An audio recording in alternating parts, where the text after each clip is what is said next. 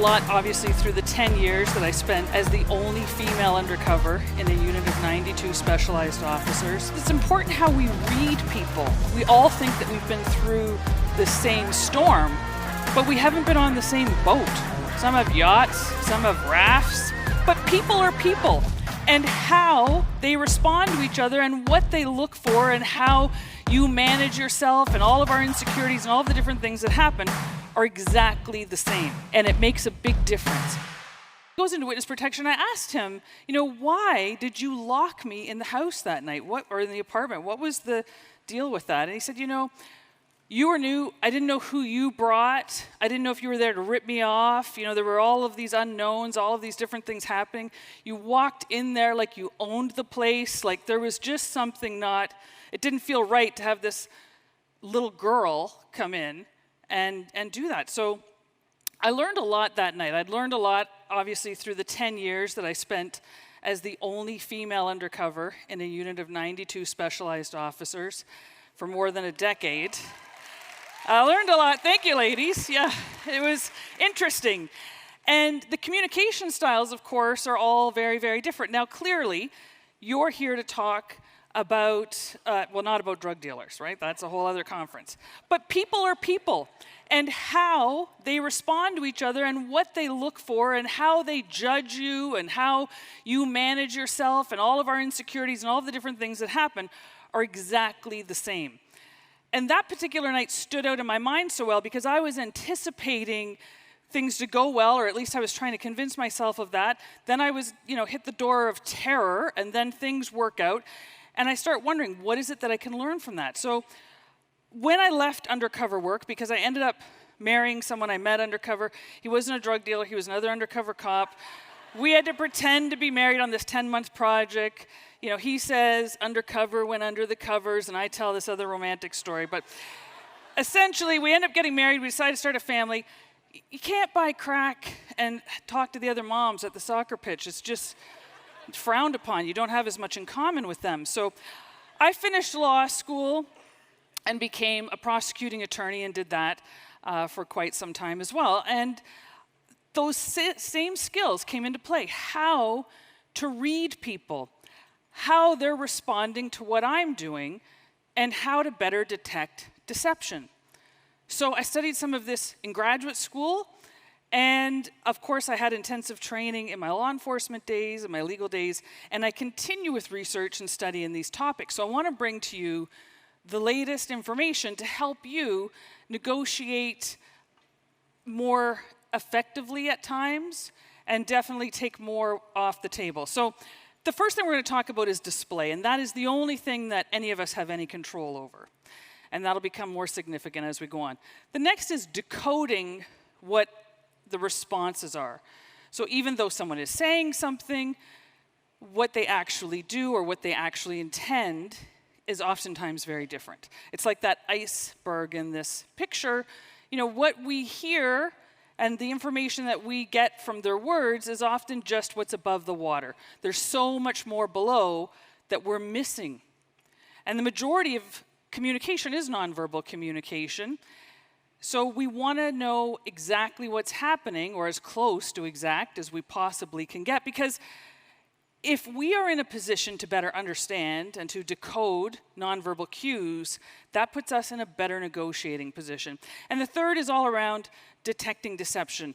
And I split that often into two. You can only have so many Ds on a slide, but there's also detecting aggression and violence. And unfortunately, I know that many of you in your careers face challenges that would have been unimaginable at different times. And violence is becoming more and more prevalent in all workspaces. And I was looking at research around realtors on your national website, and it was shocking to me to see how prevalent that is. But we'll get into just a little bit, but mostly we're going to focus on deception detection. So we see people, they tell us things. They want to work with us. They want to be a part of our brokerage. They want to work in this particular location. They're committed, they're loyal, they're whatever. But their actions don't communicate that usually very quickly. So what if we could figure that out beforehand? What if we had some tools that we could better understand people's intentions? the way to do that are these rules, and I know that realtors love acronyms, as do cops and lawyers and doctors and everybody else. So I put together the ABCs, what I call. They're very easy to remember. And the first is attaching meaning to just one thing. So often we see something, somebody does something, we think it means they're lying, they don't like us, they like us, they're attracted, they're not attracted. We attach this meaning, this significance to one single thing, and I would encourage you not to do that, because if and when we do, we're usually wrong. We're not getting all the info.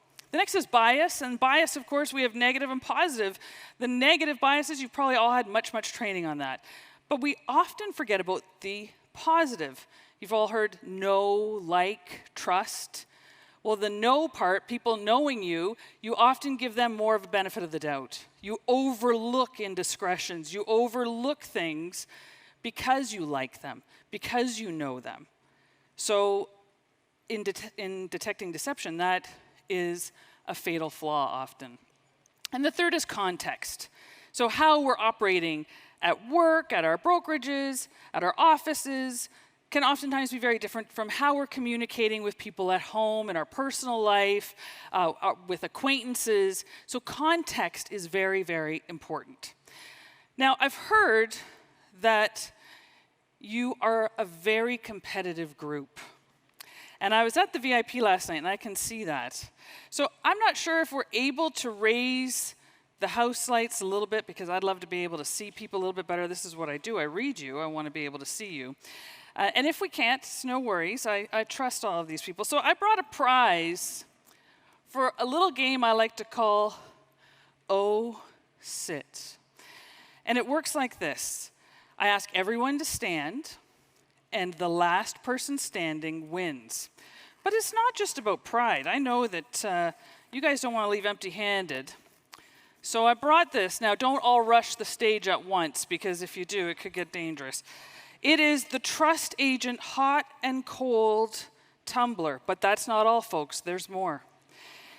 Inside, I have put some American currency. I'm from Canada. I don't know if you recognize my accent or not, but I didn't bring Canadian dollars, so I want you to actually be able to buy something and put American dollars in here. Now, based on my former career, the fact that money has been in here, you might want to wash and sanitize this before you actually decide to. I've seen where some of the money's been.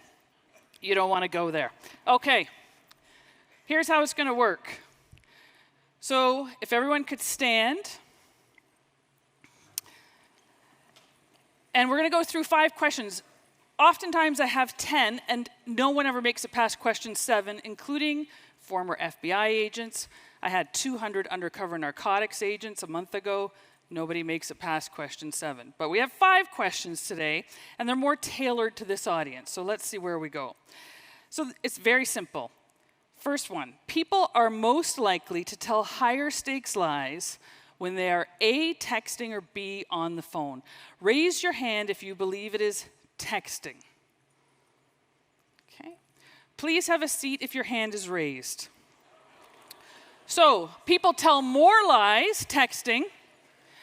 You know, maybe you're newly in a relationship and you pick up their phone and you see an eggplant and a peach. They tell you they've been grocery shopping. That's the list. You believe them. But higher stakes lies happen on the phone. And sir, why do you think that would be? Gut feeling. Okay, well, that's not the right answer, but I appreciate your honesty. Anyone else? Yes, sir.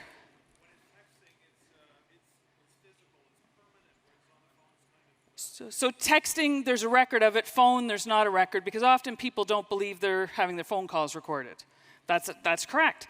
You know, even when we were doing wiretaps, I'd be listening to the guys talk on the phone, and in the first minute, they're like, "Don't say anything, man. Like, I think they're listening. I heard clicking. My old lady heard clicking." And then within like 3 minutes, they're telling us everything in these little codes. I'm like, it happened 100% of the time. They always talk. So even when they think they're being recorded, they still lie. But the stakes are usually higher. All right.